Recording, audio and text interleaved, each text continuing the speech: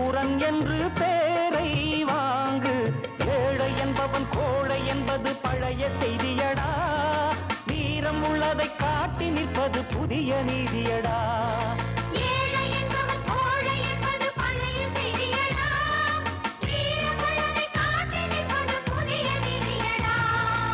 ஊர் கூடி தேரெடுத்தால் வந்து சேரும், ஒரு மனதாய் நாம் இருந்தால் துன்பம் தீரும்.